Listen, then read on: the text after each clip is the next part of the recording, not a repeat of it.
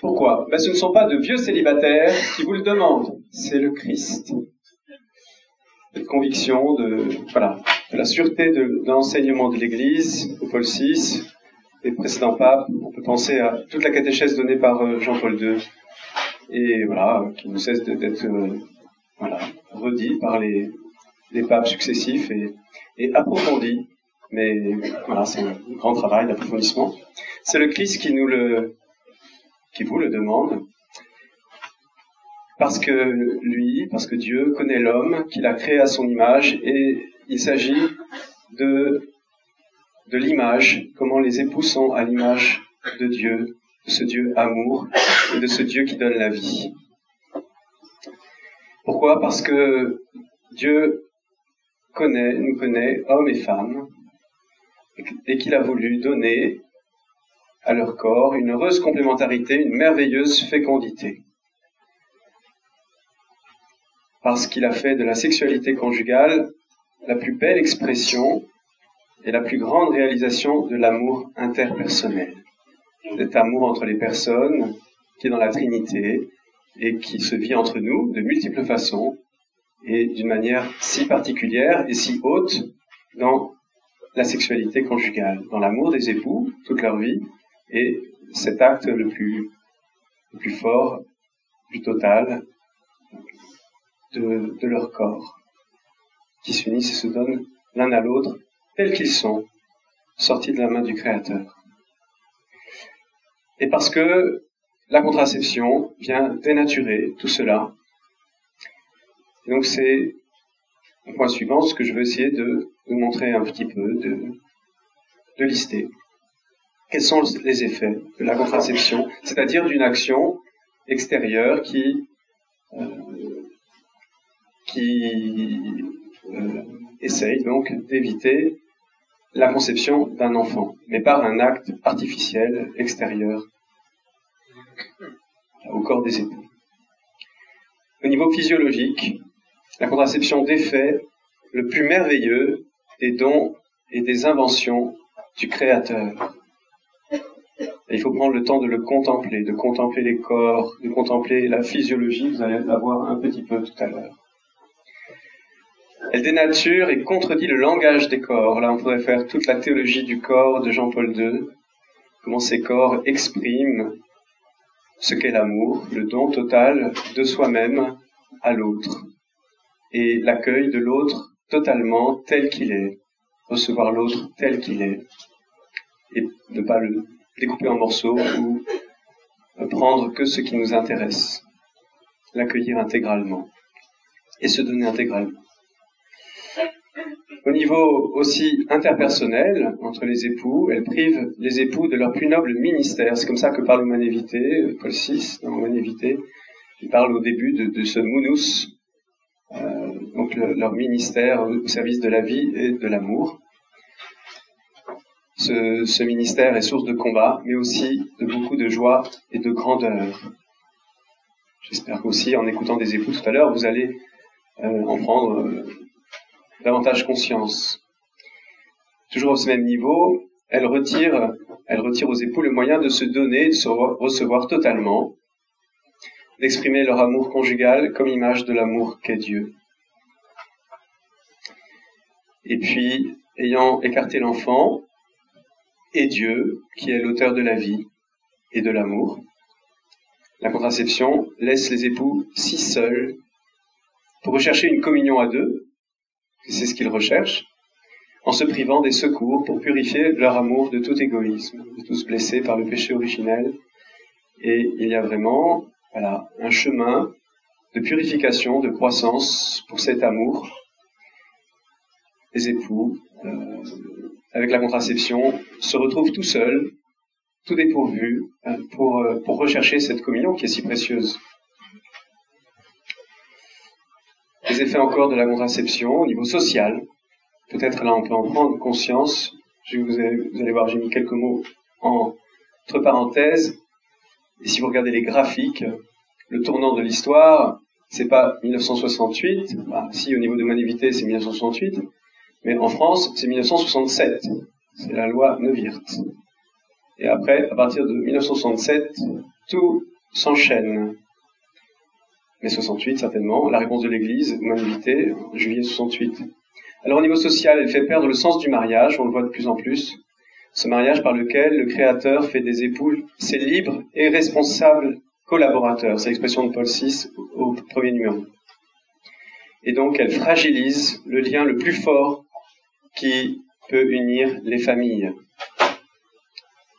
Il y a des statistiques, on peut voir que les époux qui vivent la régulation naturelle des naissances connaissent très très peu de divorces, un pourcentage étonnamment faible.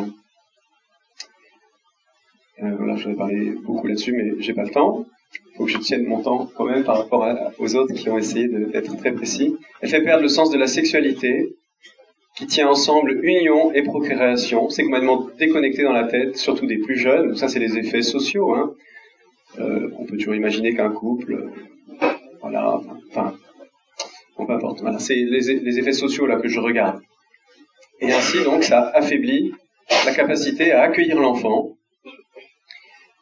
Les courbes d'avortement explosent à partir de ces années-là. Et accueillir l'enfant, c'est l'enfant qui naît. C'est aussi certainement les enfants qui sont déjà là. Et elle développe un climat qui est contre la chasteté. Bon, j'ai mis pornographie, mais il y a bien d'autres choses. C'est le plus massif et le plus impressionnant des effets. Mais enfin, bon, les nouvelles campagnes de pub là qui vient de sortir, c'est pour la Saint-Valentin, on vous a servi une nouvelle campagne. Et puis, elle fait perdre le sens de la différence sexuelle au service de la vie et de l'accomplissement de chacun, comme homme, comme femme. Et ainsi, elle crée la confusion. Vous avez mis théorie du genre.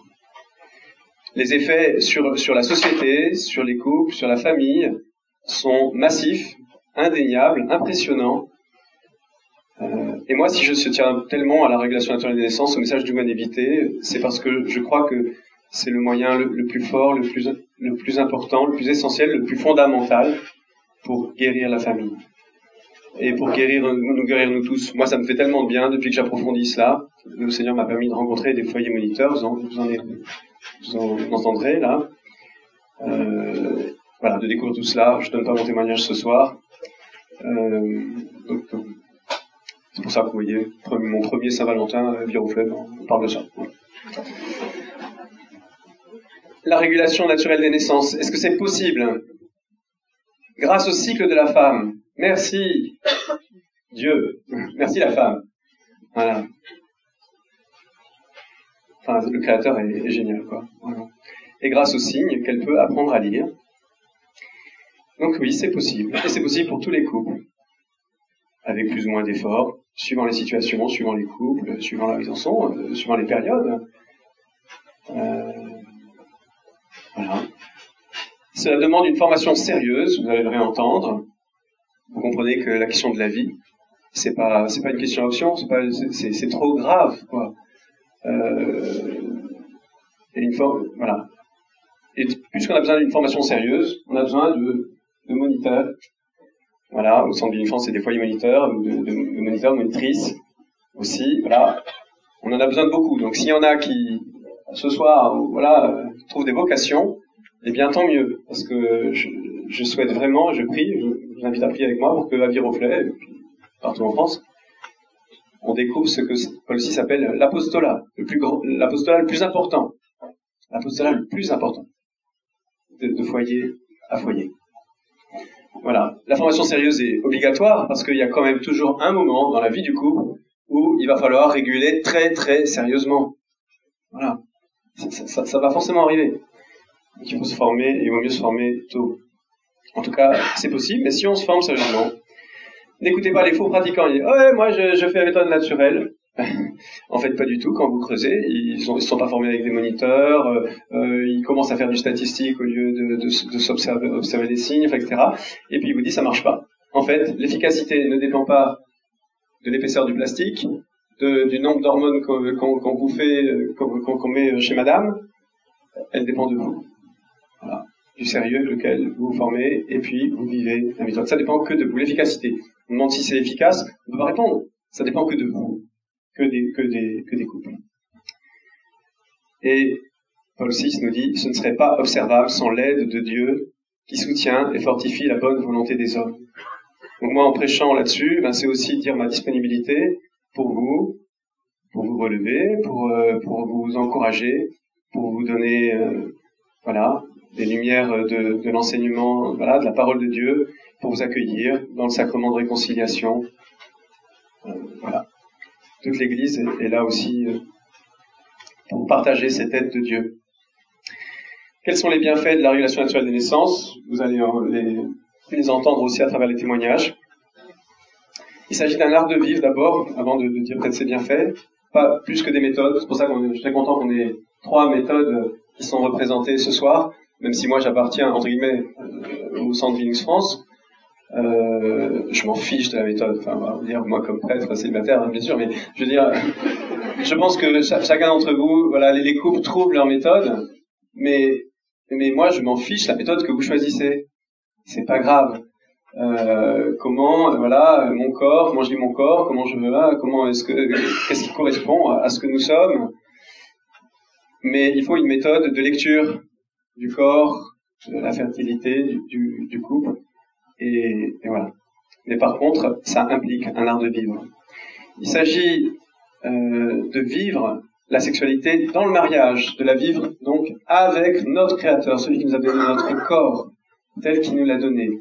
Et il cherche pas à nous piéger, il ne fait pas un cadeau empoisonné qu'il va falloir transformer, adapter. On peut vraiment le recevoir avec confiance et reconnaissance, notre corps, nos corps d'hommes et de femmes. Et voilà. Et donc de la vivre aussi avec l'enfant, s'il venait arriver comme fruit de notre amour. Je vous promets des fruits aussi nombreux que merveilleux. Voilà, j'entends des témoignages, je vois les époux qui vivent cette régulation naturelle des naissances et ça saute aux yeux, même avant qu'ils parlent et qu'ils disent des choses. Alors, quels sont ces bienfaits? Nous parler chaque soir, même quand nous n'en aurions pas tellement envie, et parler de la chose la plus importante qui nous unit. Être unis, c'est pas se regarder les yeux dans les yeux, c'est dire qu'on s'aime très fort, mais c'est être en charge d'une mission très haute, très, très importante. Et donc le couple s'unit sur cette responsabilité qui est la plus grande. Il s'agit de prendre soin de l'autre, faire attention à lui. Peut-être surtout d'abord l'homme faire attention à sa femme, comme nous y invite l'Écriture, mais aussi la femme fait aussi attention à l'homme et l'accueille comme il est, avec sa psychologie, avec sa physiologie différente, ses besoins. Faire de petits actes d'amour, comme de s'observer, de noter, et beaucoup d'autres. Des actes d'amour qui sont répétés chaque jour, et donc qui fortifient l'amour. C'est comme si, les vertus, quand on les exerce, elles se développent. Une vertu d'amour, comme toutes les vertus. Et ces petits actes font grandir l'amour. Pas étonnant que ça fortifie l'amour des époux. C'est pour l'autre, c'est pour nous. Entretenir le désir, parce que c'est pas comme on veut quand on veut. Et donc il y a un désir qui grandit, et il faut aussi apprendre la tendresse, la développer. Ça force à le faire aussi. Pour l'homme, il s'agit de s'ajuster au rythme de sa femme. Il s'agit pour l'un et l'autre de s'ajuster l'un à l'autre. Il s'agit de s'ajuster ensemble au don du Créateur. Il s'agit parfois d'ajuster nos agendas. Beaucoup d'ajustements qui sont les marques de l'amour. Nous émerveiller chacun de l'autre. Souvent c'est les hommes qui disent « Waouh, je découvre comment fonctionne. » On est des mecs, alors on dit fonctionne, il faudrait dire autre chose. Fonctionne sa femme. Et puis finalement la femme elle se met à s'émerveiller de son mari et dit waouh, il est capable de m'attendre, il est capable, de cette attention, il est capable. En fait, il y a parfois des femmes qui n'osent pas se lancer en disant mon mari il n'est pas capable. Elles ont pas beaucoup d'estime pour leur mari, elles disent non, il ne sera pas capable. C'est dommage. Donc nous émerveiller de l'autre et finalement nous émerveiller aussi de nous-mêmes, de soi. Devenir plus libre. Ben oui, parce que la maîtrise de soi, la tempérance, voilà, devenir plus libre, plus responsable devant Dieu, devant la vie, l'un devant l'autre. Tous ces lieux où s'exerce l'amour et qui fortifient l'amour, la communion et la joie des époux. Ouvrir chaque jour nos cœurs pour accueillir l'enfant. La question de l'enfant reste présente. On en est responsable et on peut être très très attentif et très efficace pour différer une naissance parce qu'il faut différer une naissance. Je sais pas, j'imagine n'importe quoi. Il y a eu une césarienne le mois dernier. Voilà, il ne s'agit pas de tomber enceinte. Donc il faut être très très très très sérieux. Puis il y a des choses que voilà, enfin on apprend ça auprès des moniteurs. Comment on fait quand c'est comme ça? Et oui. Et on s'unit. Les époux s'unissent. Voilà. Mais voyez comment le cœur s'ouvre quand même pour accueillir l'enfant, et ça touche donc l'enfant qui peut naître, et ça touche les enfants qui sont là aussi. Ça peut toucher, parce qu'il y a des périodes où le couple est très très strict parce qu'il y a une question de vie, mais il y a d'autres moments où le couple est plus lâche, et puis du coup, une heureuse surprise peut venir, et il faut parfois oser ouvrir un peu le cœur pour accueillir l'enfant et l'aimer. Et la régulation naturelle des naissances prépare cela. Fortifie le cœur, musculation du cœur. Voilà, nous aimer charnellement en Dieu. Et voilà, à vous de compléter. Il y aurait beaucoup de choses à dire, et je pense que dans les témoignages, vous entendrez d'autres choses.